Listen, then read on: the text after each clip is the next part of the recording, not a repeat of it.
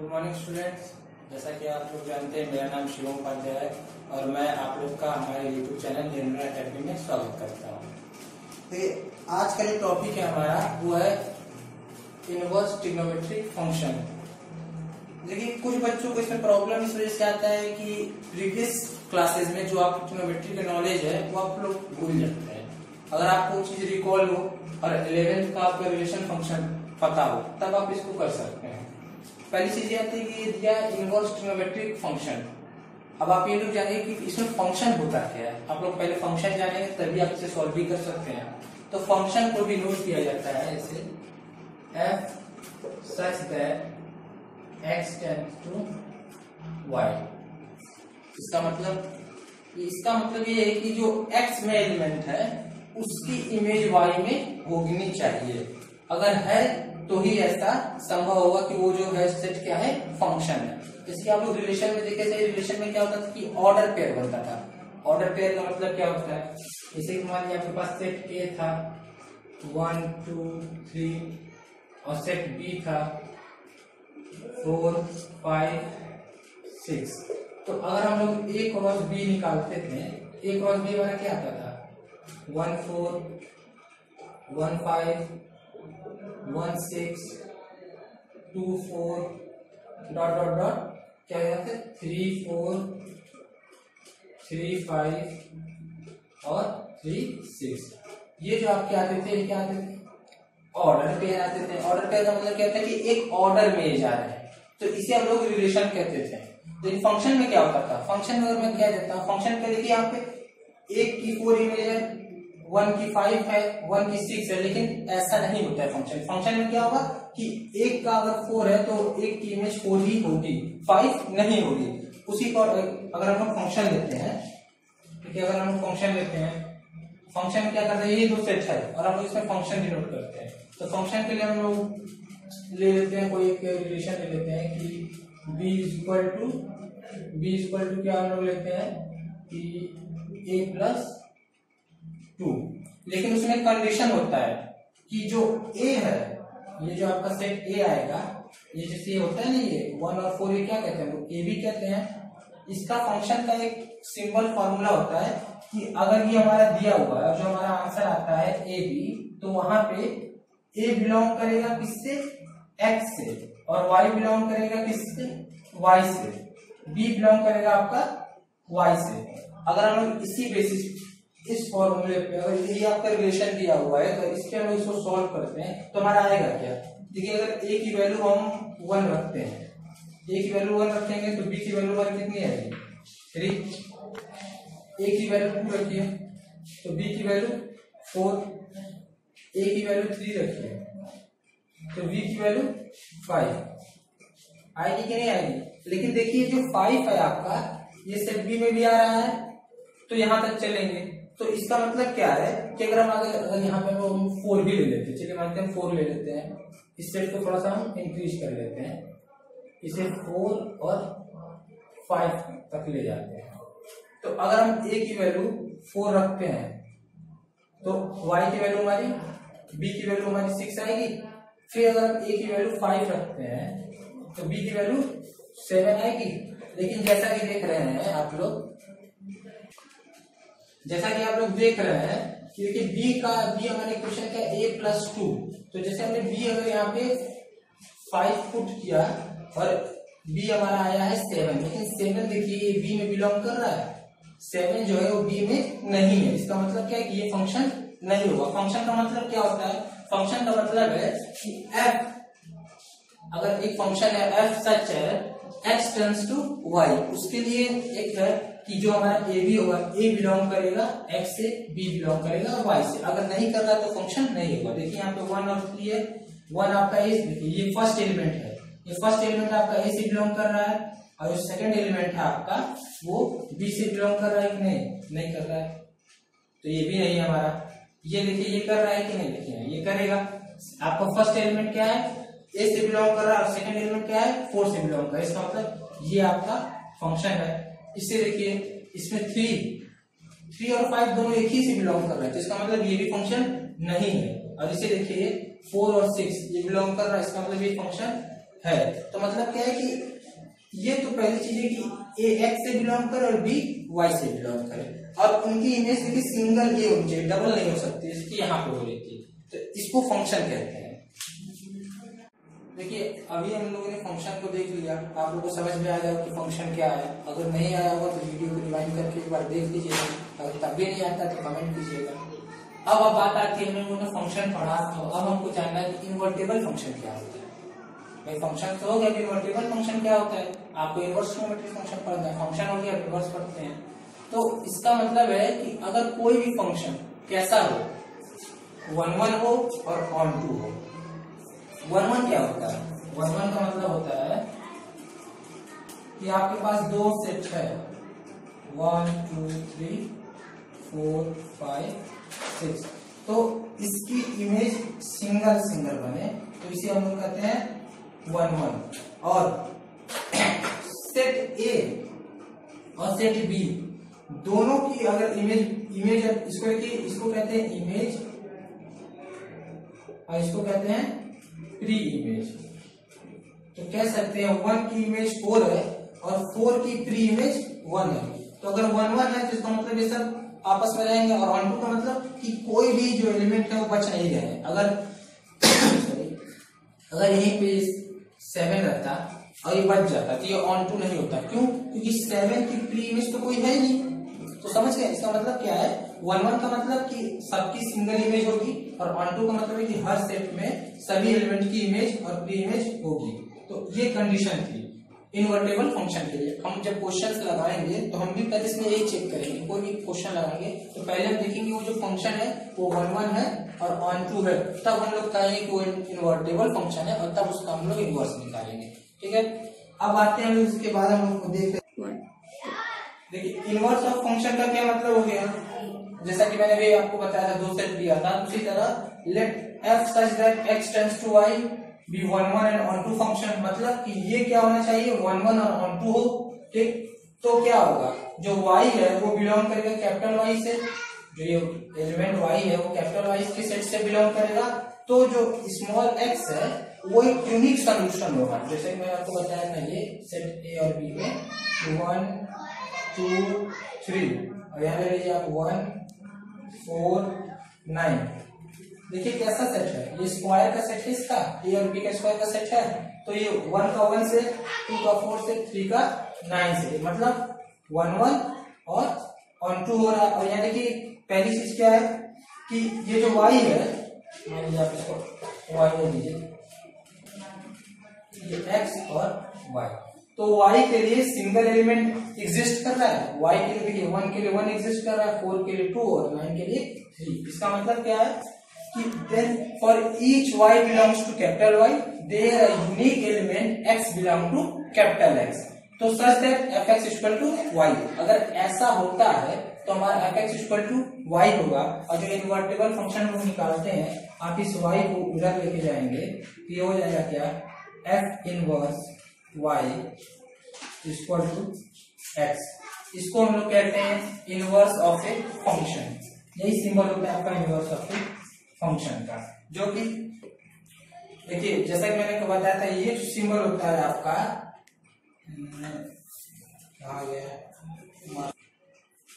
ये जो सिंबल आपका होता है इसी को कहते हैं हम लोग एफ इनवर्स। तो देखिए जैसा कि मैंने इसको बताया था कि ये उधर जाएगा तो ये इनवर्स में हो जाएगा, और इसी को हम लोग लिखते क्या है, F inverse such that y turns to x। देखिएगा यहाँ पे क्या फंक्शन में f such that x tends to y, और यहाँ पे हम क्या किया f inverse y tends to x, तो क्या होगा such that f inverse y equal to x। और अगर इस fx को हम लोग उधर लेके जाते हैं तो ये हमारा क्या हो जाएगा fx इक्वल टू y, जो कि ये है।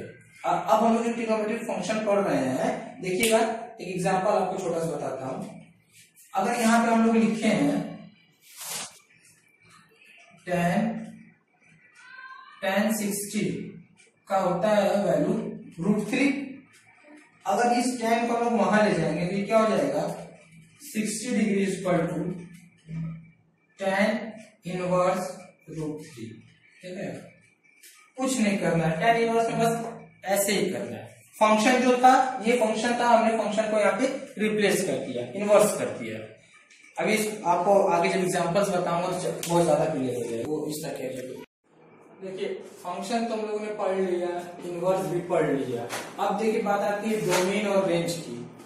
ये भी आपको नहीं पता होगा क्योंकि पिछली क्लास आपको पढ़ी नहीं है। तो देखिए डोमेन और रेंज होता क्या है, जैसे कि जो हम लोगों ने अभी एग्जांपल किया था एक्स वाई का जो एग्जांपल था 1 2 1 2 3 और यहाँ पे 1 4 9। जैसा कि हम लोगों ने कहा था इसमें कैसा रिलेशन था, y is equal to x square था, y equal to x square का था। तो मतलब जो भी हम लोग वैल्यू पुट करते हैं x की, हम जो भी वैल्यू पुट करेंगे x equal to y square का इक्वेशन था। देखिए अगर हम लोग x की वैल्यू यहाँ 1 पुट करते हैं तो y की वैल्यू 1 आएगी, x की वैल्यू 2 पुट करते हैं तो y की वैल्यू 4 आएगी, x की वैल्यू 3 पुट करते हैं तो y की वैल्यू 9 आएगी। तो हमारा सेट जो बनेगा 1 1 2 4 और 3 9 का बनेगा। तो डोमेन किसे कहते हैं, जो वैल्यू हम लोग पुट करते हैं उसे हम लोग डोमेन करते हैं। मतलब ये जो फर्स्ट एलिमेंट है, फर्स्ट एलिमेंट जो होता है वो डोमेन होता है। डोमेन क्या होता है, जो फर्स्ट एलिमेंट होता है मतलब x डोमेन होता है, और जो हमारा आता है y वो हमारा क्या होता है, रेंज। मतलब जो वैल्यू रखें उसे डोमेन कहते हैं और जो वैल्यू आती है उसे हम लोग रेंज कहते हैं। समझ गए? तो उसी तरह इस इनवर्टेबल फंक्शन में भी होता है डोमेन और रेंज। जो हमारा इक्वेशन अभी आया था f inverse such that y tends to x, अगर इसी को कहें f(x) y equal to x, तो यहाँ पे देखिए हमारा जो क्या है डोमेन f इनवर्स है, यहाँ पे हमारा डोमेन f इनवर्स है। और देखिए जो रेंज आएगा वो हमारा f आएगा। उसी तरह रेंज यहाँ पे f इनवर्स और डोमेन f, ये दोनों आपस में क्या है, बराबर है, क्योंकि इसी का तो हम इनवर्स कर रहे हैं। पहले ये चीज कैसे थी, पहले ये चीज हमारी थी f such that x tends to y, f such that x tends to y। तो जो f इनवर्स है वो रेंज हो जाएगा इसका, और जो हमारा रेंज है वो डोमेन है। तो ये दोनों आपस में बराबर है। बस आप ये जानिए कि डोमेन किसे कहते हैं और रेंज किसे कहते हैं। ठीक, देखिए ये सब तो हो गया। जैसे किताबों में कहा गया है जो ट्रिग्नोमेट्रिक फंक्शंस होते हैं, जो ट्रिग्नोमेट्रिक फंक्शन होते हैं वो 1 1 और 1 2 नहीं होते हैं। और जब वो 1 1 और 1 2 नहीं होते तो उनका इनवर्स भी एग्जिस्ट नहीं करेगा। लेकिन हम लोग उसका इनवर्स निकालेंगे कैसे, क्योंकि जो उसका डोमेन था उस डोमेन को हम लोग सीमित करेंगे। सीमित कैसे करेंगे, ये π/2 होता है जो आप समझते हैं 90 डिग्री होता है, और इसको कहते हैं 2π/360। तो हम लोग इसको इसी के बीच में सीमित करेंगे, और सीमित करके हम उसके डोमेन को सीमित करके उसका इनवर्स निकालेंगे। चलते हैं निकाल। देखिए ये हमारा टेबल है इनवर्स ट्रिग्नोमेट्रिक फंक्शन का, जहाँ पे ये हमारा फंक्शंस दिया हुआ है, ये हमारे डोमेन है और ये हमारे रेंज है। और इसी को ये जो वैल्यू पुट करते हैं π/2, ये होती है प्रिंसिपल वैल्यू। जैसे कि आप यहाँ देख लीजिए sine inverse y equal to sine inverse x है। अगर हम लोग यहाँ पे रख देते हैं y की जगह पे, हम लोग देखिए क्या रखते हैं, x की जगह पे हम लोग x की जगह पे हम लोग 1 रखते हैं। ये देखिए y is equal to sine inverse x की जगह पे 1 रखते हैं। तो ये साइन की वैल्यू 1 कब आती है पता है आप लोग को, 90 डिग्री पे। 90 डिग्री पे आती है तो हम लोग यहाँ भी लिख सकते हैं y की जगह पे 9, यहाँ पे लोग क्या लिख सकते हैं 90 डिग्री। तो y इक्वल टू क्या होगा 90, मतलब डोमेन क्या होगा, जो वैल्यू हम x की रखेंगे और रेंज जो हमारे पास आएगा, तो वैल्यू हमने 1 रखी है तो आया हमारा 90 है। 90 हमारा क्या होगा प्रिंसिपल वैल्यू, और 90 को हम लोग लिखते क्या है π/2। फिर से एक बार देख लीजिए, हमारा फंक्शन था y equal to sine inverse x, हमने x की जगह पे 1 पुट किया। अगर हमने x की जगह पे 1 पुट किया है तो साइन इनवर्स 1 होता क्या है, देखिए साइन 90 इक्वल टू 1 होता है। तो साइन इनवर्स 1 इक्वल टू क्या होगा 90 होगा। वही चीज मैं यहाँ पर पुट की है। समझ गए आप लोग? अगर आप लोग समझ गए हैं तो आप लोग के पास बुक होगी तो अच्छी चीज है, नहीं है तो इसका एक बार स्क्रीनशॉट ले लीजिए। ठीक, स्क्रीनशॉट ले लीजिए। यहाँ पे कुछ हमारे एग्जांपल है जिसे हम सॉल्व करते हैं। वो भी किसकी मदद से, प्रिंसिपल वैल्यू की मदद से। जैसा कि हमारा साइन इनवर्स 1/√2 है, तो हम लोग ये जानते हैं साइन इनवर्स का जो प्रिंसिपल वैल्यू कितना होता है, -π/2 से π/2, ये प्रिंसिपल वैल्यू होती है इसकी। तो हम लोग देखते हैं sine inverse 1/√2 equal to theta लेके चलते हैं, वही लेट थीटा। अब इनवर्स को हम लोग उधर ले जाएंगे तो आएगा क्या, अगर हम लोग इनवर्स को उधर लेके जाते हैं तो हमारा आएगा क्या, 1/√2 इक्वल टू साइन थीटा। अब साइन थीटा में किसकी वैल्यू 1/2 होती है बताइए, मेरे ख्याल से होती है साइन 45 की होती है। तो अब साइन 45 की वैल्यू होती है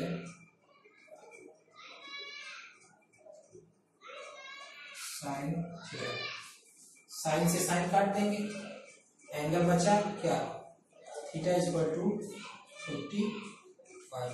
अब थीटा इक्वल टू 45 है, इसे अगर आप पाई के फॉर्म में लिखते हैं, रेडियन के फॉर्म में, तो ये हमारा कितना आएगा, π/4। Theta equal this implies that theta equal to π/4।